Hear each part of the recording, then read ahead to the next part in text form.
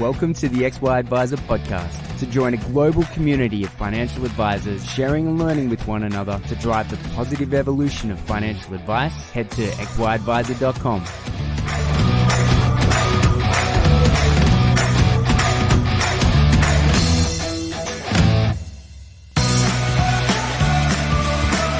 This episode is proudly sponsored by Integrity Life. Just like XY Advisor, Integrity isn't afraid to ask the hard questions, like why does quoting life insurance have to be so darn complicated?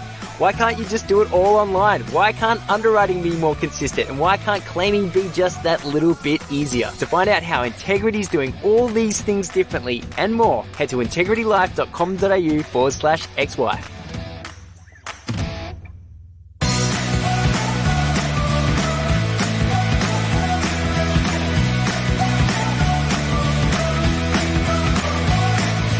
G'day, how's it going? What do you know? Strike Like Clayton here from XY, and it's awesome to have Stephen back from FASEA, mate. It's good to see you. Great to be here, Clayton, and thank you for having me along. Of course. You have been in Victoria, in your lovely abode for the last 6 months or so, but it's starting to sort of loosen up a little bit more, and as far as I can tell, Melbourneites are at least on their way out of lockdown, which is really good news. How's that all been for you down there? Yeah, it's been really strange. I mean, I don't think you need me to tell you that. I think the last time the FASEA office is in Sydney, but I'm based out of Melbourne. The last time I was in Sydney was March 17th, so I had my 6-month anniversary yesterday of working from home. I've got a house full of university and high school kids all working from home. My wife working from home.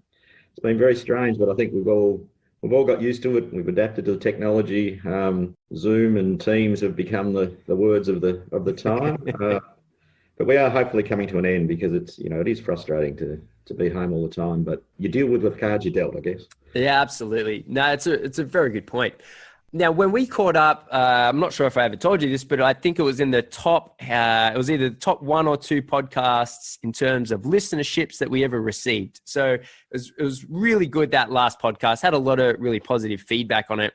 There's a bit of time since that happened, so we thought we'd catch up again. There's been some, there's been some really good news that has come out of it. A lot of people are actually going through and completing it. At the other end, there's been some changes and delays to some timelines. So it might be a nice little sort of tidy place to get it all in one place at one time.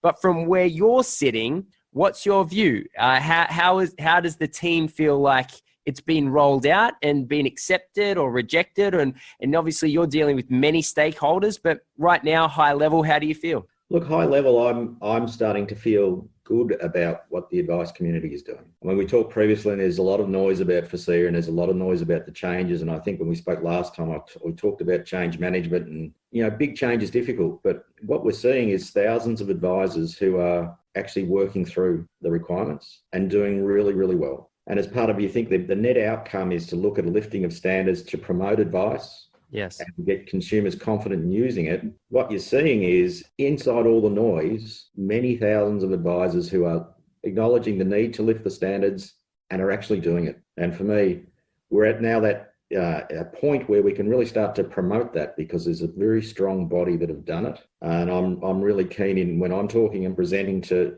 put forward the positive of what the advice community is doing, and to encourage the advice community itself to stand up and beat your chest a bit about what we're achieving and where we're going to, because it's an enormous effort that's going on.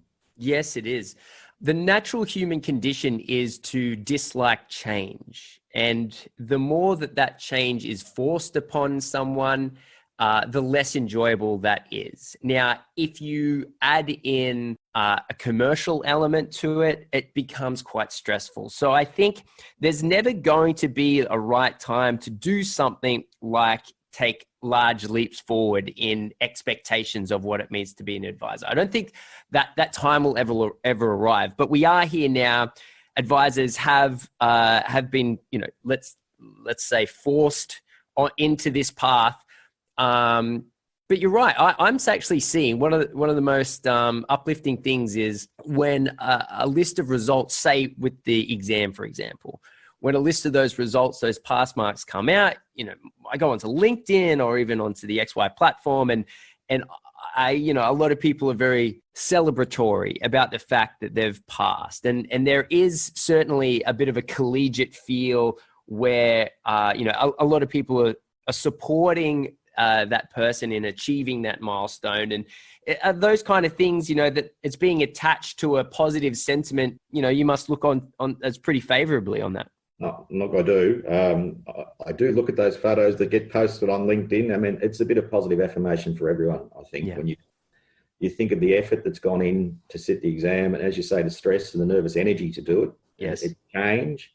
To see people really happy with what they've done and to see their colleagues happy with what they've done, I think is wonderful. And the more we can promote that, I think the more that lifts belief in advice, and the more you have the opportunity for advice to move to consumers they may not have moved to before. And so the more of it, the better, the more I see.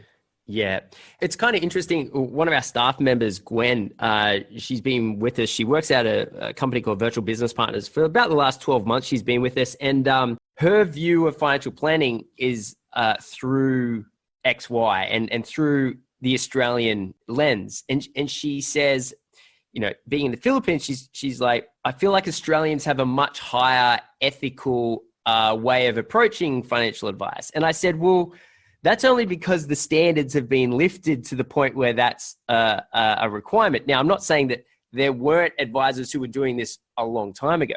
But if you go back to, the further back in time you go where there's less standards, then of course, like the behavior just happens to reflect in a lot of ways the expectation that's placed on them.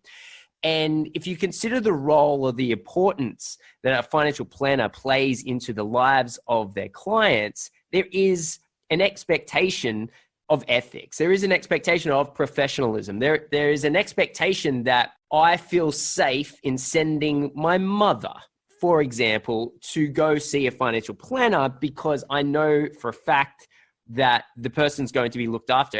And Gwen was sort of saying to me that that's not the view of financial planning in her country, in the Philippines. And I said, well, it's just a matter of time until the rules and regulations and the expectations lift the whole industry uniformly.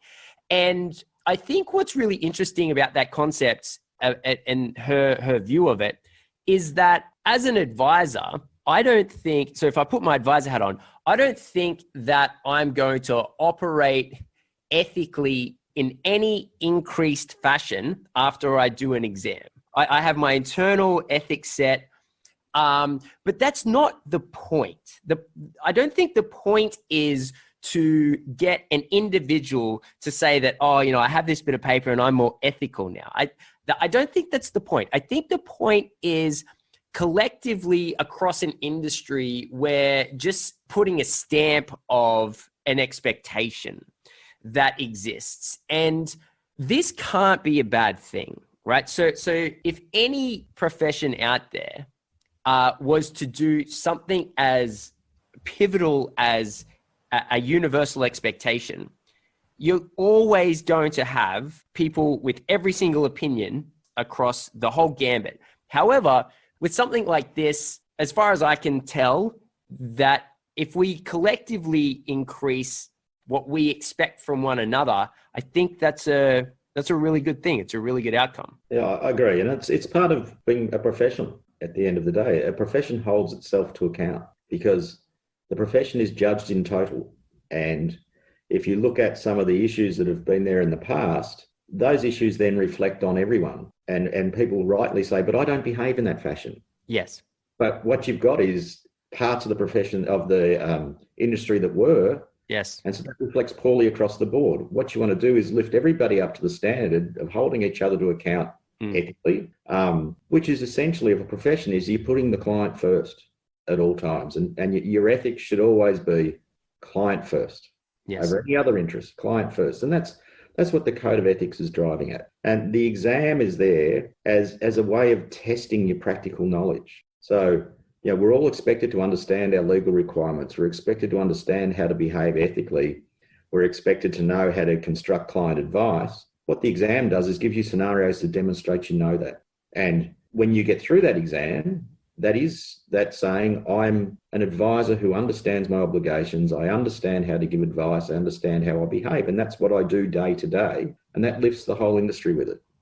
Yeah. And again, I think in a position to present yourself as a profession and to present yourself to people as something that people want to use. Yes.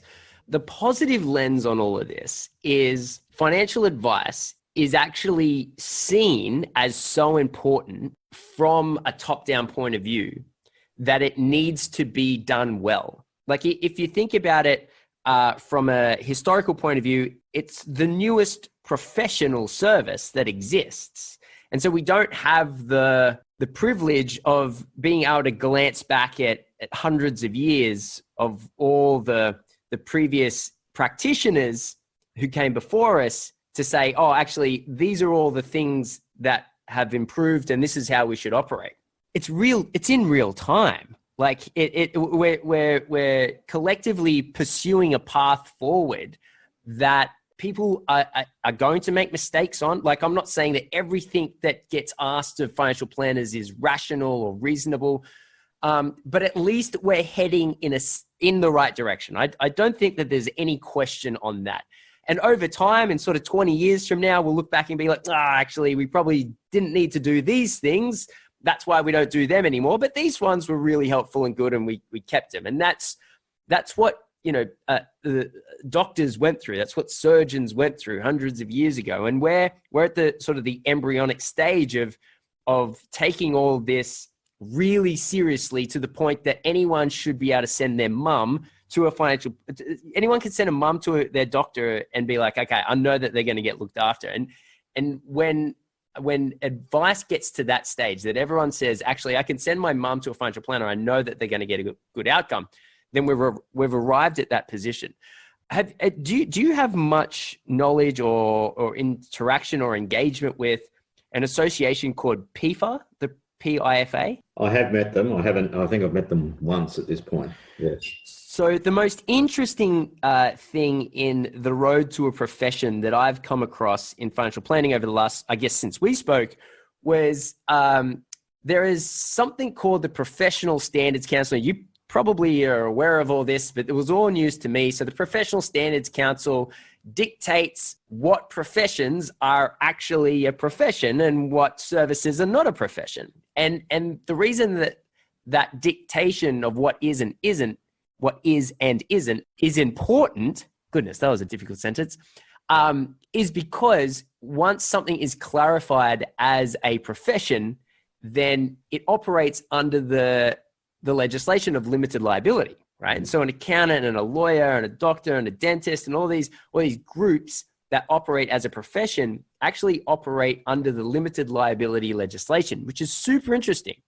And so this group of advisors, there's not many of them, but they're going through this 1,000-page submission, over multiple years, applying to this council, and they're sort of waiting now at some stage, to become the first actual professional advisors in Australia. And that, to me, is such an amazing moment. Now, how that then spreads across the rest of the industry, I've got no idea. But it's FASEA is working on improving advice. You've got this group of advisors who are working through this channel and this angle. And then you've got, this part of financial advice is working on this and this. And it's kind of, there's many stakeholders in many areas working to improve advice. How do you think, or how do you feel about the nature of financial planning being so fragmented, and what do you see as a solution to that? Yeah, okay. So look, I think you're looking at it in context of FASEA. The one beauty of the FASEA legislation, and I'll use the term beauty about legislation so you can hold me to that. The good thing about the FASEA legislation is it's an umbrella legislation that covers the entire industry. So what it's setting is standards and raising standards for an industry in total, which is, in my head, a way to move to being seen as a profession. You've previously had codes of conduct and various things run by different groups, but that generally means that some people meet it and other people don't, depending on whether you're in. Whereas the good thing about the government's legislation around FASEA was it brings in, as I said, that umbrella piece. So everybody must comply with the code. Everybody must meet a minimum standard of education. Everybody must do ongoing training at a minimum standard. And that lets, I think, financial advice present itself as a single body, as a single profession, meeting a set of minimum standards that have been set by government, which you will over time exceed. But at this point, to your point of, we're raising standards and it will take time, it naturally takes time. You can't just write a piece of law and it fixes everything. You bring it in. Over time, people work with it, they grow with it, and the profession moves forward. And that's recognised in the timeframes. You think of the timeframe to get the education piece done is out to 2025.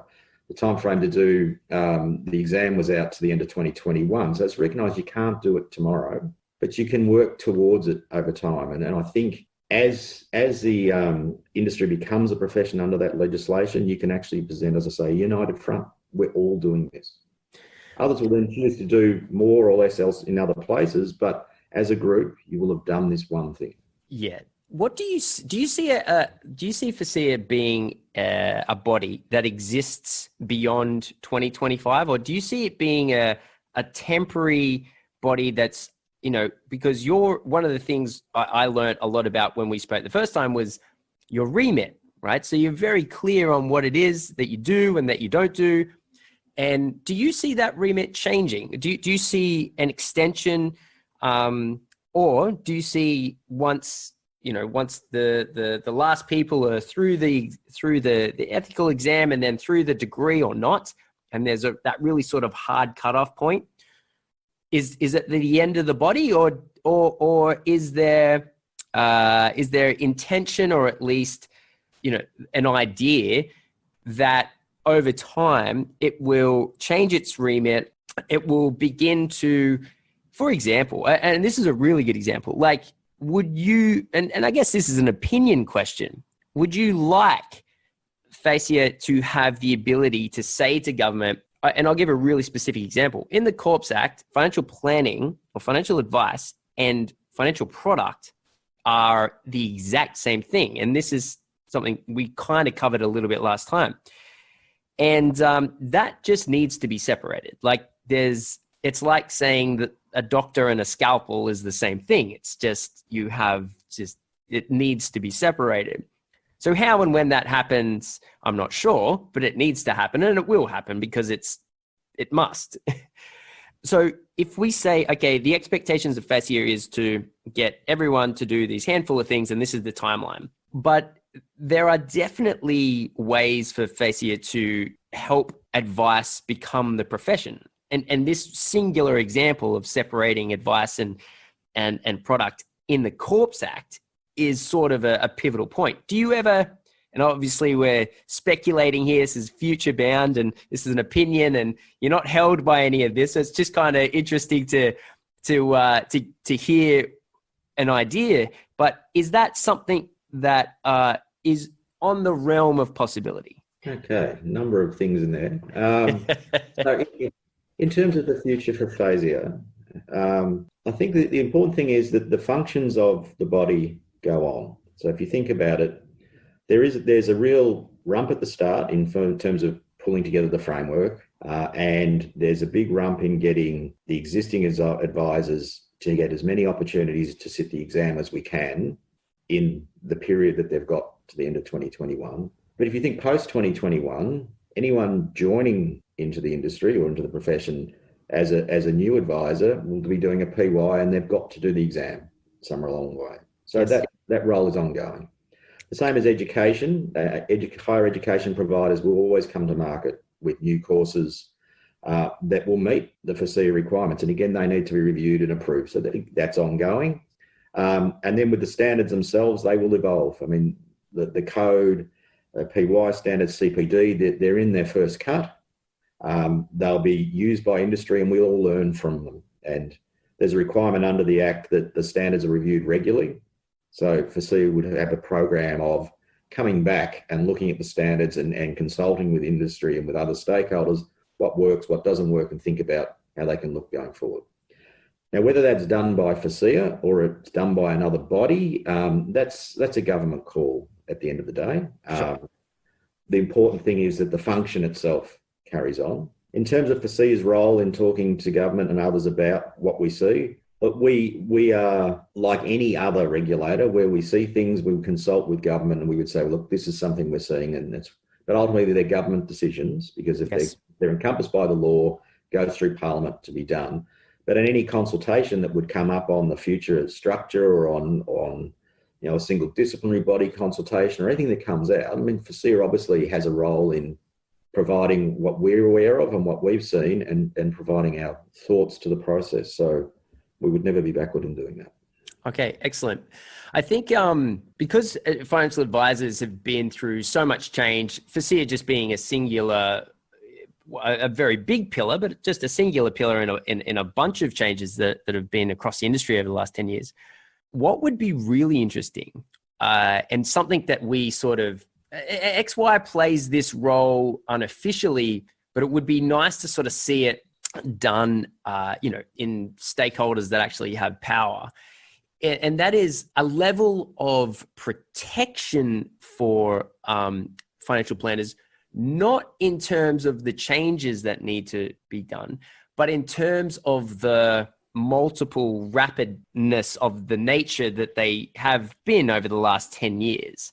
There's been a real desire to improve the professionalism of financial advisors, and the goal is great. The downside is you get a bunch of people with opinions who are only in power for a short amount of time, and they want to kind of make a bunch of changes, and then it's not that doesn't exist. It seems like there's not someone who's completely not conflicted in any way, who's sort of looking at the landscape of financial planners and measuring those requests for change from all of these different places and ensuring some level of stability in the rollout of those.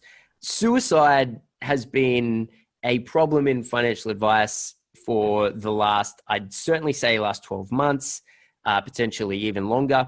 And I'm not saying that it's necessarily even the older advisors who don't want to do a degree or anything like that. These are in a lot of cases younger advisors, very capable, have degrees, and yet just those changes and requirements have been rapid to the point of these people feeling completely overwhelmed. And that is a symptom of, I guess, what we're talking about, which is the changes to advice have been probably a little bit too much too soon. And while everyone agrees with the outcome, there needs to be a level of someone monitoring everything and then can sort of say, okay, cool, these are the 5 things that we want to change. This is our 10-year trajectory to get it done, rather than, hey, advisors, you've got 6 months, get it done tomorrow. And undoubtedly, these are conversations that you would be having. What sort of awareness does these issues have at the higher end of town, and what do you see as being a level of protection against this happening again, because it's so fractured? Yeah, okay, that's an excellent question. So in terms of awareness, I mean, I think the one thing that a lot of the associations do a really good job on, and licensees are doing a good job on, is in making government aware of those pressures. Awesome. And highlighting those. They are, I think, getting some traction on, there is a lot of change and how can we facilitate it? But it is an ongoing discussion point that needs to be raised. It does rest with government over how you do that oversight sort of role that you're talking about. So I can't really comment for government in anything that I'm doing. But I'm sympathetic to the pressures, and I've said it over and over again. These are big changes, and the FASEA one I know is just one of many. And the point on the mental stress on advisors has been raised with me on a number of occasions. And the only thing I say is I'm sympathetic to it. Those who are feeling that, we would all encourage them to talk to someone and to meet with someone that can help them. To the extent we become aware of anyone, we will generally try and refer them to their association. We will have a mechanism to help them. That's about the best we can do. Yep. In terms of putting the legislation in place, it is what it is in terms of timeframes, and that's what we're charged with doing. We Yes. try to do it in a way that's fair and achievable, Yep. and we try to communicate on it. And we would not stop doing that. Yeah, no, of course. And I guess there's a position that needs to be held, and it needs to be held by, and I'm open for it to be anyone. For me, if, when I'm talking to the FPA, I'm having very similar conversations, right? I'm saying there needs to be someone somewhere, there needs to be a body that, as the requirements are getting filtered down, that there's just some level of total oversight. Because I think, we had Benjamin Martian, who's a brilliant guy out of the FPA, come on and say, because of the 6 or 7 different bodies and rules and regulations that financial planning falls under, that sometimes it makes it impossible to even successfully achieve all of them at the same time. And I realized that this is not a FASEA problem or a FASEA issue like that. But what I'm saying is, if the remit gets extended to include something like this, man, I would be all for it. We just need someone, and every chance I get, in front of a body that is one of these sort of 6 or 7, I always try to say, look, if you guys are the ones, then we'll support it, whoever it ends up being, and anyone. And I'm looking forward to the day that we can manage the positive evolution of financial advice in a way that brings as many people along as possible, and which is always the goal. Like that is undoubtedly always the goal. It's just financial planning is this funny little fractured profession, but eventually one day it'll get looked over by a singular body. And if it's FASEA, you just let me know. Give me the call, and I'll say, okay, we're fully supportive. Yeah, I appreciate what you're saying, and I think coordination is important. And it's something that we all try to work to. But yeah, we always acknowledge it can be done better, and we all will. Yes, certainly. What do you see in the professional year? So that's kind of been something that we've been waiting for, more detail over time. And where are you guys at with that? I think the professional year is starting to bear some fruit, and there's some green shoots. I don't like using the term green shoots, but there is movement there, and this is the pipeline of new advisors coming into industry. And if you think about the professional year, it's consistent with what you see in other professions, in that you do your university study or your higher education study, which gives you the technical knowledge, but when you land at your employer, you're pretty green at that point, right? And your ability to actually know how to practically give advice that's good advice takes some time. So what the professional year does is put a structure around that, so that someone coming straight out of uni that's lucky enough to get a role with a financial advice firm and has a future as a financial advisor gets a good grounding of the practical application of what they've learned before they're unleashed to give advice of their own accord. Woo. So what it's doing is, you come into the firm, you get linked with a good supervisor who has good knowledge, and you'd assume your firm is picking the ones that they would like to mirror the skill set of that advisor. And for the first period, the first quarter or so, you're tailing them, and you're learning what they do, how they do it, you're watching. You're also able to do admin work, and you can do, helping with putting things together. And you progress through the quarters to supervised client engagement in your second period. So you're in the meetings, you're giving advice, but it's supervised. So then it's clearly known that I'm here learning, but this is part of my growth. You sit your exam midway through, which is the practical application exam. So that's the point where you get to test. Okay, I had the knowledge when I came to out of uni. I've spent a couple of quarters tailing this very experienced person, and I've learned how to practically apply it. Here's my chance in an exam that tests practical application to show that I've learned it. And when you've done that, you then move into more indirect supervision, starting to give advice until you get to the end of your PY and you become a fully fledged advisor. It's just a really good grounding tool.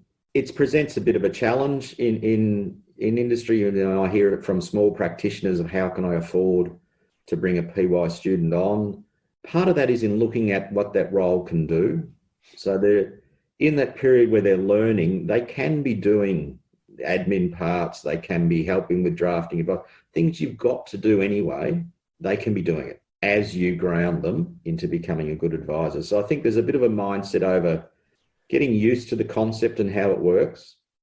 The good news is, I mean, I've seen reports about talking about 20 odd of PY. There's more than that, because that's provisional advisors on the ASIC FAR. You don't go onto the FAR until after you've done your exam. And there's a bit of a lag between people doing their exam and their licensee actually putting them onto the FAR. There's about 160 PY students out there at present. Wow. There's over 50 of them have passed the exam, so they're into the second half of their PY and coming to the point of being fully fledged advisors. At the universities, we get an annual return from the universities. It's at year end, so our last return was end December 2019. We're getting quite close to our next one. At that point, there was over 900 students enrolled in FASEA approved bachelor courses. Wow. That's 900 potential, no guarantee. I mean, the jobs have got to be there and there's got to be the appetite to bring them on. But there's 900 at that point were going through FASEA approved degrees. So that to me, it's a signal of that the pipeline is starting to appear. Yeah. And as people get more used to the PY and the benefits it can bring in getting an advisor ready, hopefully it grows a bit more.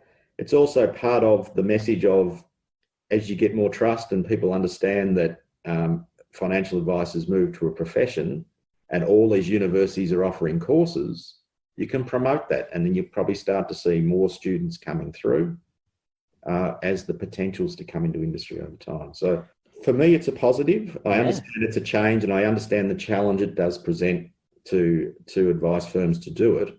But I think given time, what you'll see is it's a really important component of professionalism. Yeah, I fully agree. I'm not sure what businesses are out there trying to put recent graduates in front of clients to give advice. But yeah, certainly, I mean, the really good thing about what this does is it actually provides a gateway or a pathway, I should say, to becoming an advisor, because that's one of the most difficult things is, as a graduate, how do you become an advisor? Well, you start out as a paraplanner. Okay, well, if you're good at paraplanning, no one wants to promote you. Well, I shouldn't even use the word promote. No one wants to change your role into financial planning.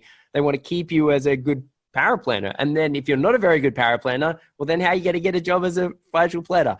And so the pathway to becoming a financial planner, I think, has been clouded in mystery largely. And so this is a really clear and awesome pathway. I think I would have loved something like this coming straight out of uni. Really operationally, it's a problem that I've spoken to with a couple of people. Is there an official sort of logbook? Like, how do you record the work that's done? There is on the FASEA website, there are some templates.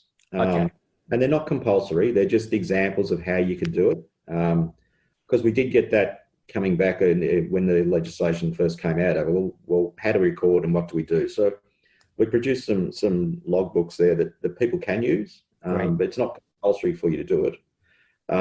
But in the policy as well, in the PY policy, it talks about what you need to record and how you go about it. So there are resources there that you can use. And awesome to hear that there's hundreds of students doing a degree. I think a huge part of FASEA is making sure that the future of advice is well looked after and is seen as an attractive profession to draw in high quality graduates. Considering our profession competes with investment banking, with accounting, with legal, like there's a bunch of industries that we compete with. And so the better that we look to the external, especially graduating student, the more likely we are to attract higher quality people, which is a great strategy. Do you do any work with my mate Alistair Barr and Striver? Their entire business model is getting graduates into financial planning roles. Is there any sort of professional year overlap that you do with those guys? No, we haven't to date, but be very open to meet anyone that's able to help in that area. Because I'm with you. I think the setting up of a PY as a pathway for graduates is really important because it will encourage them to come into financial advice and financial planning type degrees. Yes. Because they can see that it takes them to a profession, and they can see that when they go to work, they're not just getting dropped into work, they're actually going to get trained and taught how to practically implement what they've learned. Look, to me, there's opportunity, and it comes back to what we talked about earlier. This is evolving and it will take time. Yes. The more we encourage it, the better. In reference to that evolving and the standards, has there been any changes to any of the standards since launch, or is there anything flagged for any sort of small changes, or where's all that sitting at the moment? Yeah, so, I mean, when you think about it, the standards are still really young. Yeah. 1st of January 2019 for most of them, and 1 January this year for the code. So to an extent, they're in that, what I'd call the monitoring period. They've been brought in, we bed them down and see how they perform, and are they delivering what we thought they would. We will be, in the next period coming up, to start to look at the standards, run through projects on how they work. If you want the excitement of looking at our corporate plan on the website, you'll see a diagram of the timeframes around when we intend to look at the standards again. We've made some changes. Obviously, the education standard changes regularly as we approve new courses or we approve prior learning. We bring that in. We brought in a new education pathway just recently for those who've done both a relevant degree and then a postgraduate relevant degree. So they've done the double. Great. It was set up, you weren't getting any credit, if you like, for your second degree, and that just seemed completely unfair. That is definitely unfair. So we've, having been alerted to that, we've brought it into the standard to give some recognition to that. We made a change on the CPD standard, arising from the COVID situation that we're in. You know, you're required to do 40 hours of CPD within a 12-month period. Of course, the COVID declaration came in right about towards the last quarter for anyone who had an end of June period. And if you were delaying and you hadn't quite finished your CPD, your chances of getting it done weren't strong. So we brought a change in to extend the time frame just to help out a bit there. And that's the sort of thing that we would do if this continues on. What we've done more in terms of the standards is a bit more guidance, and the one that is coming up for people will be some extra code of ethics guidance. We're just in the last process of reviewing some of that, and we'll be coming out to consultation with a bit more of a guide on the code to talk about the intent of each of the standards and how you can apply the standards, just to help people execute their own professional judgment in terms of the code. Awesome. And respond to some of the queries we've had. So it's ongoing.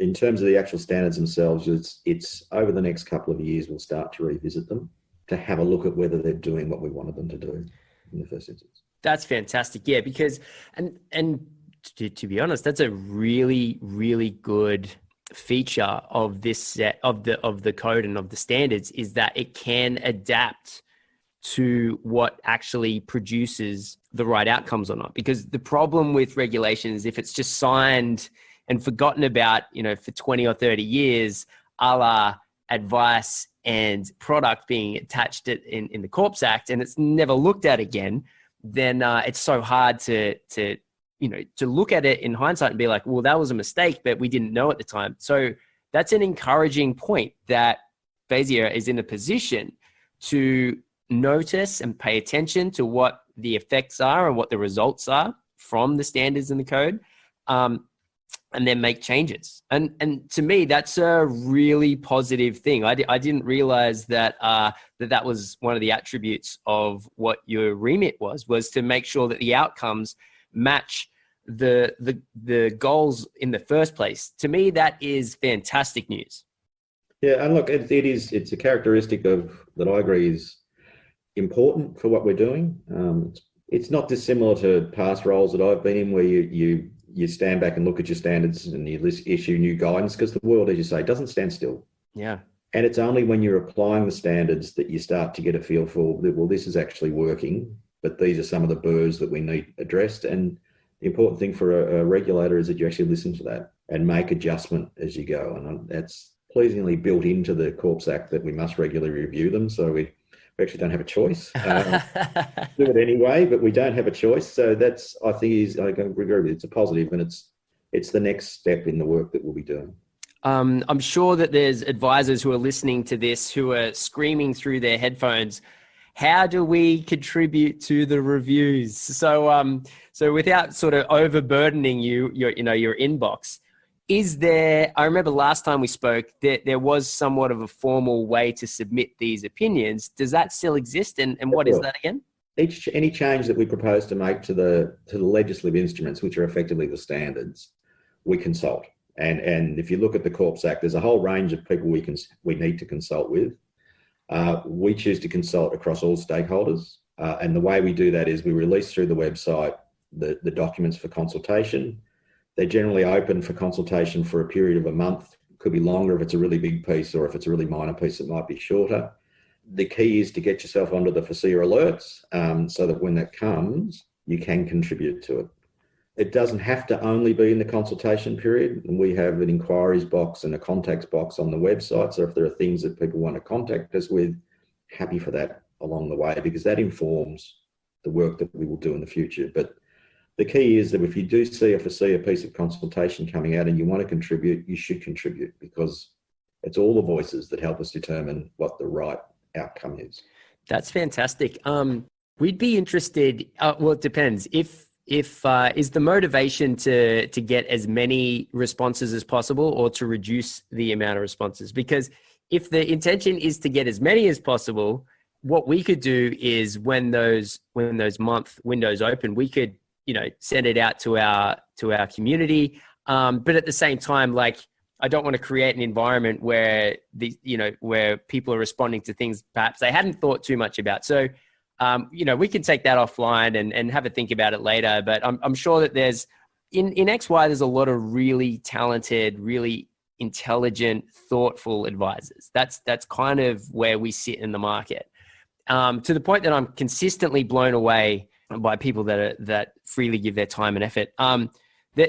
Just off the top of my head, there's a gentleman on XY called Michael Miller. I'm not sure if you know him, but he's just one of the most thoughtful from a regulatory point of view advisors I've ever met. But at the same time, like, he's so interested in seeing the positive evolution of financial advice that he's constantly just delivering value to other advisors. So other advisors will come in and ask a question. He's, generally, and this is over a long period of time, has been really helping a lot of people. So when the chance for people to be suggested or submitted as a potential for the board of FASEA, for example, this is just as an example, is that something you're looking for as much market feedback on as possible, or does your team sort of look at it and identify who you're interested in? Well, it's interesting, and that's this question I've been asked before. It's believe it or not, FASEA doesn't appoint its board members.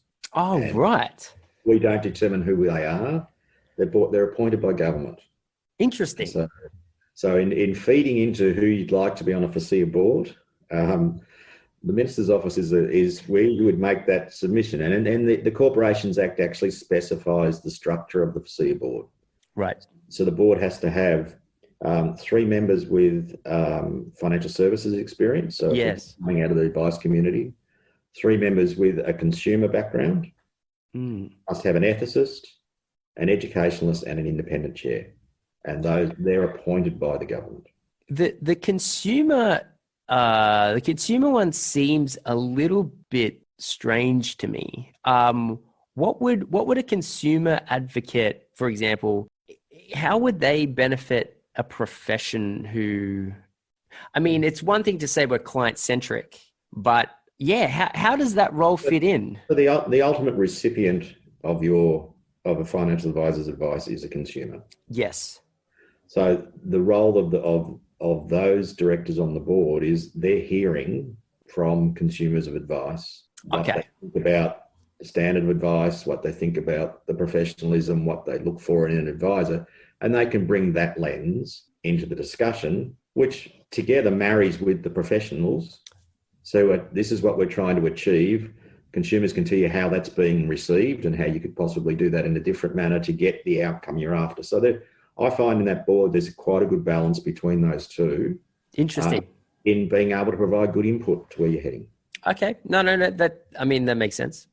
Okay. So the government and the minister's office is anything to do with the board members, with anything to do with feedback. And like, I could imagine, a full inbox with hundreds of emails, all giving individual opinions would be quite exhaustive.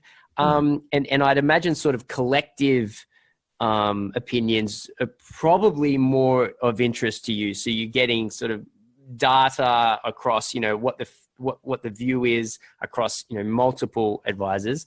I'm sure that there's someone listening who can do something on the latter there. I'd be interested in perhaps contributing to that from the XY's point of view, purely just from but not from a let the hounds loose kind of view, right? Like, yeah, not don't 100 people email, but rather maybe contributing. So what we might do as an idea is we have a research arm of the company is maybe we'll send out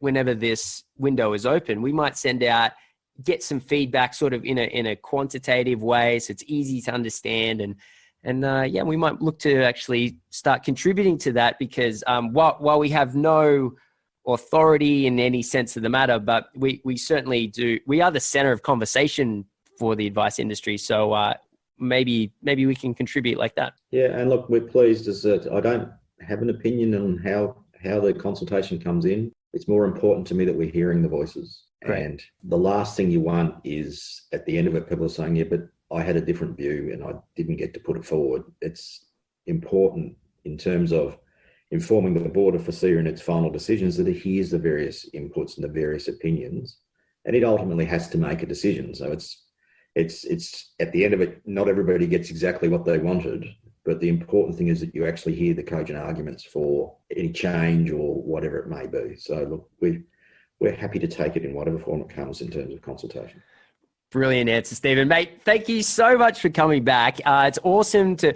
It's also good to see the positives that have come out of the last 12 months. You were put into a tough position at the time. Well, at least from where I was sitting, leading this new body, and during a lot of change was happening at the time. And look, congratulations on the work that you and your team have done. Like I said, the majority of conversations and views that I see regarding FASEA are all really positive, are all, thankful that they've joined the club, so to speak, of, I'm sure that there's methods and ways that you can get as many of those advisors through those hoops as possible. And I'm sure that there's going to be outliers that it's difficult for as well. And I'm sure that's just one of the many complexities of your role. But mate, thank you so much for coming on. It's awesome to hear sort of behind the scenes, the views and what you guys are up to. So appreciate your time. Terrific, Clayton.